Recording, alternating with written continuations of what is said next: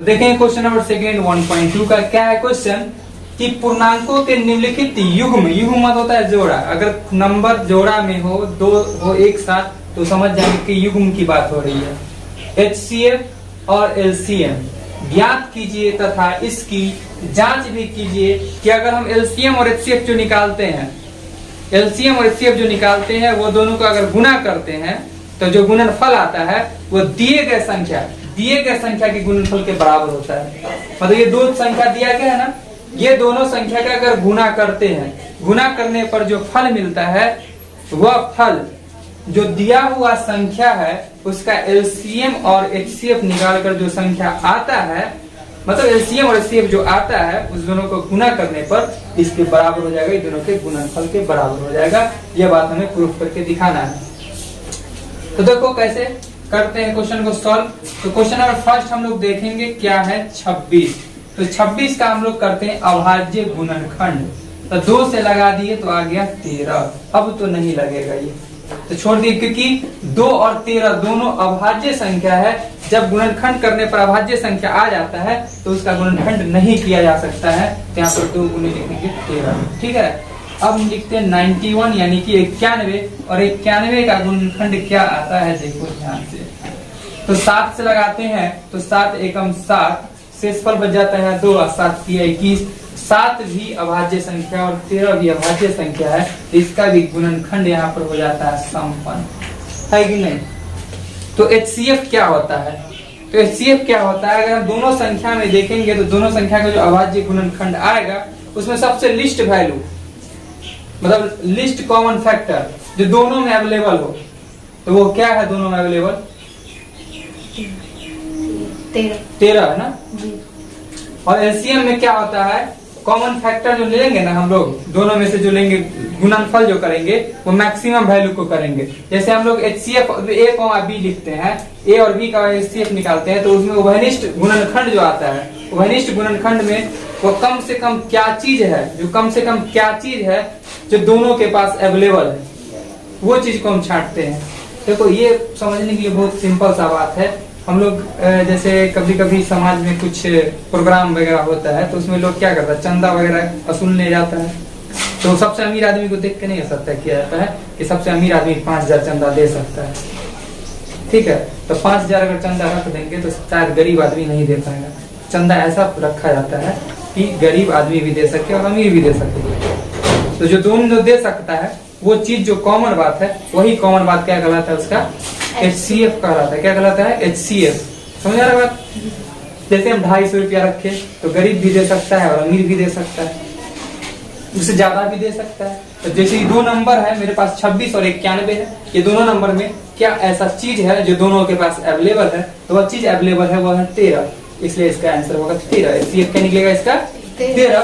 इसलिए हम लिख सकते हैं HCF ऑफ 26,91 जो होगा वह हो जाएगा 13। तो मेरा HCF तो बड़ा आसानी से निकल जाता है, थोड़ा दिक्कत आएगा LCM में, तो उसमें भी दिक्कत नहीं है। देखो कैसे, इसलिए अगर हम निकालने चले क्या चीज, LCM, तो LCM ऑफ कितना 26,91 क्या हो जाएगा, ध्यान से देखो। अगर हम देखते हैं 2 इसके पास है, 2 इसके पास है क्या? नहीं है, नहीं ना। चलो 2 उठा के ले आए। 2 इसके पास नहीं है, मान लो हो सकता है कहीं 2 पर पावर 0 हो इसके पास, तो मैक्सिमम 2 किसके पास है? 26 के पास मैक्सिमम 2 है। मैक्सिमम 7 किसके पास है? तो गुने 7। मैक्सिमम 13 किसके पास है? दोनों के पास 13 एक है, तो 13 ले सकते हैं और यही तुम्हारा हो जाता है LCM। तो देखो 13 दूनी 26 है, 26 गुने 7 करेंगे तो कितना आ जाएगा? 182। 182। तो देखो अकॉर्डिंग टू क्वेश्चन क्या बोल रहा था कि 2 संख्याओं का गुणनफल जो होता है तो वही होता है HCF गुने LCM। तो मेरा HCF जो आया है 13 आया है और LCM मेरा है 182। 13 को अगर 182 से गुना करेंगे तो गुणनफल जो मिलेगा वो किसके बराबर मिलेगा? तो 26 और 19 91 के गुणनफल के बराबर मिलेगा। समझा बात? जी सर। तो यहाँ पर हम निकाल सकते हैं, जांच भी करना है क्वेश्चन में, तो लिखते हैं जांच। जांच के तौर पे हम लोग क्या लिखेंगे, देखो क्या करना है, 2 संख्याओं का गुणनफल, दो संख्याओं का गुणनफल बराबर क्या होता है, HCF गुने LCM। यह जांच करना हम लोगों की ये बात सही है या गलत। तो दो संख्याओं का गुणनफल, तो दो संख्या क्या क्या है, 26 और 91 है। तो 26 गुने हम लोग करते हैं 91, 26 गुने करते हैं 91 बराबर HCF गुने LCM। तो HCF मेरा क्या आया है 13 और गुने LCM मेरा क्या आया है 182। कितना आया है 182। दोनों बराबर है या नहीं, चलो चेक कर ही ले।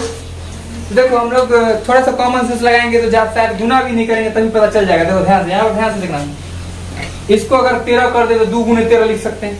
ध्यान से ना, 2 गुने 13 लिख सकते हैं, 2 गुने 13 लिख सकते हैं 26 को। जी सर। तो 2 को 91 से गुना करेंगे तो पूरा 182 फुट गया ना। तो 13 गुने 182, 13 गुने 182, ये भी तो आ गया, दोनों से आ गया ना। ये दोनों को जब गुना करेंगे तो कितना आ जाता है 23 66 और इसको भी गुना करेंगे तो आ जाएगा 23 66। तो हमने यहाँ पर जो देखा कि जो दिया गया कथन था बिल्कुल सही है कि नहीं।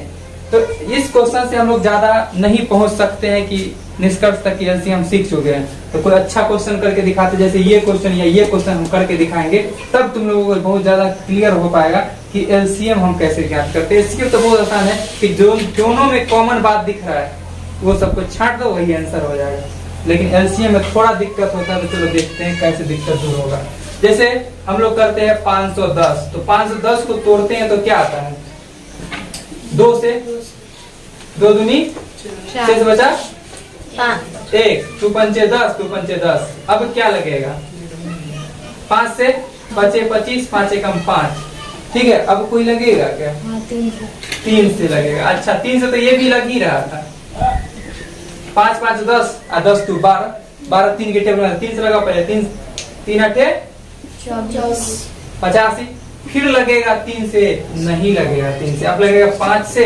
तो क्या आ जाएगा 5 एकम 5 17। क्लियर। तो इसका फैक्टर अगर हम लिखे तो 510 बराबर लिखेंगे 2 गुने 3 गुने 5 गुने 17। ठीक है, अगला है तुम्हारा 92, इसको लिखते हैं 2 से लगाते हैं, कितना आ जाएगा 2 से 46। ठीक है, 2 से 23। अब तो नहीं लगेगा क्योंकि अभाज्य गुणनखंड के रूप में टूट चुका है। तो 92 बराबर लिखाएगा 2 गुने 23।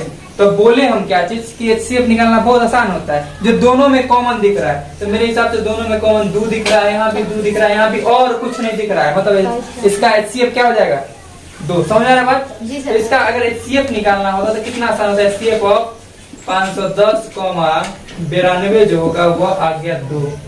अब बात करते हैं हम लोग LCM का। तो LCM 510 और 92 का क्या हो जाएगा। तो देखो इस चीज को हम थोड़ा लिखते हैं, यहाँ पर देखो 2 को लिखेंगे तो 2 एक ही बार आया है, लेकिन यहाँ पर देखो 2 क्या बार आया है, 2 बार आया है ना, 2 बार आया है ना जी। तो मैक्सिमम बार 2 किसके पास है, मैक्सिमम बार 2 92 के पास है। कितना बार है तो 2 बार है, इसलिए यहाँ पर 2 बार लिखाएगा। समझ में आ रहा है बात, नहीं आ रहा समझ।